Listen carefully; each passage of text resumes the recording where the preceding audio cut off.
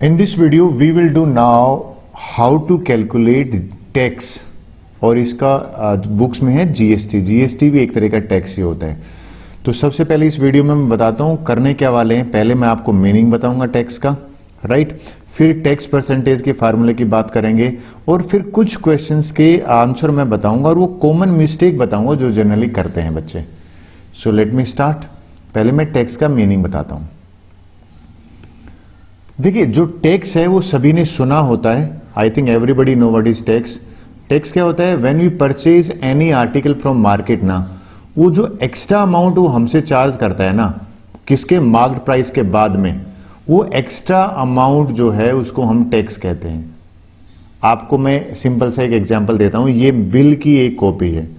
अब ये जो बिल है इसमें पनीर डोसा है वो ऑर्डर किया गया था। मेनू में जो लिखा था वो पनीर डोसा ऑर्डर किया था, लेकिन जब बिल आया काउंटर से टेबल पे, उसने 5% है ना वो जीएसटी ऐड किया हुआ था और उसने चार्ज किया हमसे 262.5 रुपए। यानी कि ये बीच में ये वाला जो पोर्शन है इसको टैक्स कहते हैं, जो जीएसटी की कॉलम में लिखा है। अब जीएसटी जो है वो भी एक तरह का टैक्स है। मुझे यहां पे आपको क्या समझाना है कि भैया जो मेनू में लिखा था ना ये वाली प्राइस, ये मार्क्ड प्राइस कहलाती है। यानी कि जो प्रिंट लिखा होता है ना उस पे कि भैया इतने का है। फिर जैसे आप परचेज करते हो तो वो क्या करता है? टैक्स निकालता है। वो कहता है साहब 5% टैक्स लगेगा। तो वो जो टैक्स निकालता है ना वो 5% ऑफ मार्क्ड प्राइस निकालता है। और आप उसको टैक्स निकालते हो तो आप बैठे बैठे कभी आप अपने पुराने बिल लेके दे सकते हो। मार्क प्राइस की जगह पे हमने 250 लिखा, यहां से 1010 कैंसिल किया, 12.5 जो रुपीज आया है ना वो टैक्स आया है।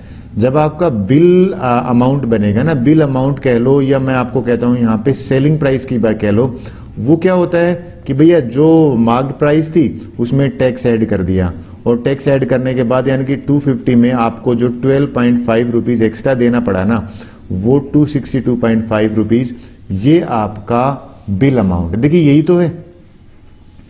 तो वन थिंग इज क्लियर क्या कि भाई टैक्स जो है ना वो एक्स्ट्रा अमाउंट होता है।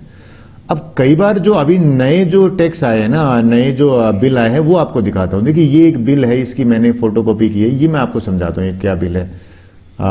यहां पे अगर आप नोट करें इस बिल में, इसको मैं थोड़ा सा और इनलार्ज कर देता हूं आपको समझाने के लिए। ये किसी रेस्टोरेंट का बिल है जो मैंने कहीं से कॉपी करा है। ये कह रहा है कि भाई आपने ऑर्डर किया था 100 रुपीज का एक आइटम था, स्पाइसी फ्राइसीज थी, फिर 250 का ऑर्डर किया था, फिर इनको किया तो टोटल अमाउंट जो था ना वो 350 था।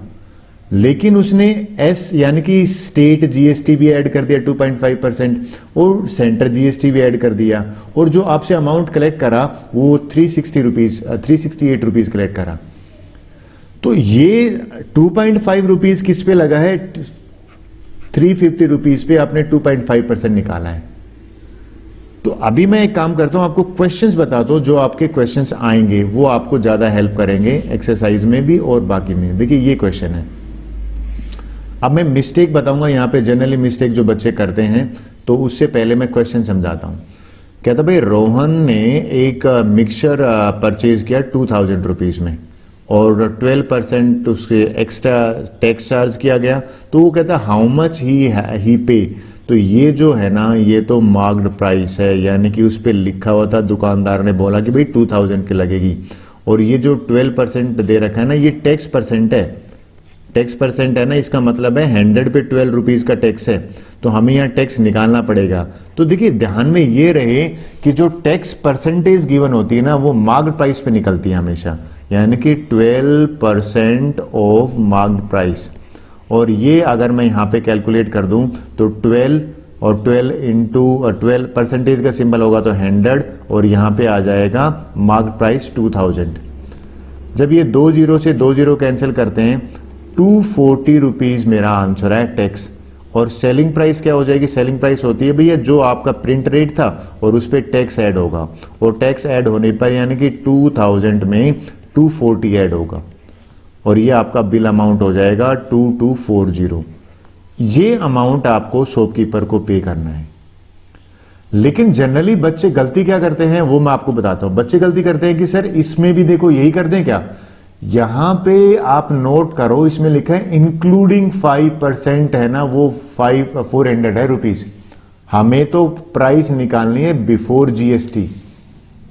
तो अगर आपने यहां लिख देता हूं, जो मिस्टेक करते हैं बच्चे, अगर आपने 5% ऑफ 400 निकाल दिया, ये मिस्टेक होगी, ये रोंग होगा। क्यों? क्योंकि हमें तो मार्केट प्राइस निकालनी है, हमें दे नहीं रखी है। और हमें जो दे रखा है वो दे रखा है कि भैया जीएसटी यानी कि जो टैक्स की परसेंटेज है वो गिवन है 5%, और एक्चुअल में सेलिंग प्राइस गिवन है इतने का। उसने एक्चुअल में amount, bill amount, selling price का होता है बिल अमाउंट। तो इसको करते कैसे वो बताता हूं। बहुत सारे मेथड है, मैं आपको बाद में फार्मूले से भी बताता हूं, बिना फार्मूले बताता हूं, फार्मूला भूल भी जाते हैं। भैया मैंने ना इसको एक्स मान लिया, किसको? मार्क्ड प्राइस को। Let marked price be x, right. फिर टैक्स का रेट ये गिवन है, तो टैक्स निकालते हैं। टैक्स हो जाएगा 5% ऑफ मार्क्ड प्राइस यानी कि एक्स। 5% यानी कि डेसिमल हटाएंगे तो 0 और यहां पे एक्स, तो x बाई 20 आया। कैसे आया? 5 1 जा 5 2 जा। अब आपको पता भाई सेलिंग प्राइस जो होता है ना, वो क्या होता है? मार्क्ड प्राइस में टैक्स ऐड करने पे जो आंसर आता है ना, वो 400 गिवन है हमें। तो मार्क्ड प्राइस यहां पे मैंने क्या कंसिडर की है? x कंसिडर की है, और टैक्स मेरा क्या है? x बाई 20 है। अब इसको मैं सिंपलीफाई ऐड करूंगा तो 400 होना चाहिए। अब देखिए इसको सिंपलीफाई करा तो मैंने एलसीएम आया, पहले मैं चेंज कर लेता हूं। आई थिंक ये बढ़िया 20 एलसीएम है, तो 20 बनाने के लिए मैंने 20 ऊपर नीचे मल्टीप्लाई किया, तो 20x प्लस में x अपॉन 20 और इक्वल टू 400 आया। और ये हो गया 21x अपॉन ये, और x मुझे निकालना है, तो x आ गया 400 और 20 के नीचे यहां पे आ गया 21, राइट। तो ये हो गया मेरे पास 8000 डिवाइडेड बाई 21, और 8000 डिवाइडेड बाई 21 है, ये मेरा आंसर आ गया। अब क्वेश्चन है कि भाई इसको मैं डिवाइड कर देता हूं एक बार 8000 को 21 से, तो 8000 डिवाइडेड बाई 21 किया तो 380 रुपीज, यानी कि मैं लिख देता हूं 380.95 है, वो मेरा अमाउंट आया। ये मेरा मार्क्ड प्राइस आ गई जो मैंने एज्यूम की थी एक्स। लेकिन जनरली बच्चे पता है मुझे क्या कहते हैं? सर हमें कोई फार्मूला बता दो। तो मैं फार्मूला बता देता हूं, फार्मूले से भी आंसर सेम आएगा। ये फार्मूला है, देखिए फार्मूला क्या है, मैं आपको वो फार्मूले से भी बता देता हूं। अगर आप नोट कीजिए तो ये जो फार्मूला है ये सीधा फार्मूला है, बट अगर कोई मुझसे पूछे तो पहले आप करिए लॉन्ग मेथड से, समझेंगे तो सही क्या है। फार्मूला जनरली भूल जाते हैं, लेकिन फिर भी फार्मूले से भी निकाल देता हूं। देखिए फार्मूले से मुझे ये इस क्वेश्चन में कर लेता हूं। फार्मूला क्या कहता है सेलिंग प्राइस का? ये फार्मूला है सेलिंग प्राइस का, राइट। इस सेलिंग प्राइस के फार्मूले में देखता हूं क्या आंसर सेम आता है, यानी कि सेलिंग प्राइस जो है वो बराबर होती है 100 प्लस में टैक्स परसेंटेज। ये है टैक्स परसेंटेज। अगर मैं 100 में 12 ऐड कर देता हूं और इसको ब्रैकेट में रखा, ये फार्मूले से चेक कर रहा हूं, सॉरी ये परसेंटेज नहीं मल्टीप्लाई आएगा, और यहां पे लिखा है मार्क्ड प्राइस। तो मार्क्ड प्राइस कितनी है? 2000 है, और डिवाइड करा मैंने 100 से, और इसको सिंप्लीफाई करते हैं कि 112 इंटू 2000 आया, और नीचे आया मेरा 100, और 2 0 से 2 0 कैंसिल हो गया। देखिए वही आंसर आया 2240। अब ये आपको डिसाइड करना है कि आपको कौन सा इजी लगा है। आंसर सेम आया है इससे। अच्छा इस केस में अगर आप नोट करें तो देखिए इस केस में भी आपको बताता हूं, यहां पे मुझे क्या निकालना है? यहां पे मार्क्ड प्राइस निकालनी है, ठीक है। तो यहां पे मार्क्ड प्राइस निकालनी है, तो जो फार्मूला होगा वो डिफरेंट होगा। तो देखिए मैं यहां पे और फार्मूले से करता हूं, भाई मार्क्ड प्राइस का फार्मूला ये है, तो इस फार्मूले से करता हूं। भाई मार्क्ड प्राइस कहती है this is equal to selling price. Selling price मेरी कितनी है? 400। इस 400 को मल्टीप्लाई कर दिया 100 से, राइट। फिर बात कर रहा है कि भैया 100 प्लस में टैक्स परसेंटेज, टैक्स का परसेंट कितना है? ये 5 है, तो 100 में मैंने 5% ऐड करा, तो 400 मल्टीप्लाई करा 100 और यहां पे 105 से करा। तो देखिए अगर इसको करते तो 21 और ये 20 आ गया। तो इस केस में भी आंसर वही आ रहा है, आपने ध्यान दिया, जो ये आ रहा है, ये दोनों बराबर हैं।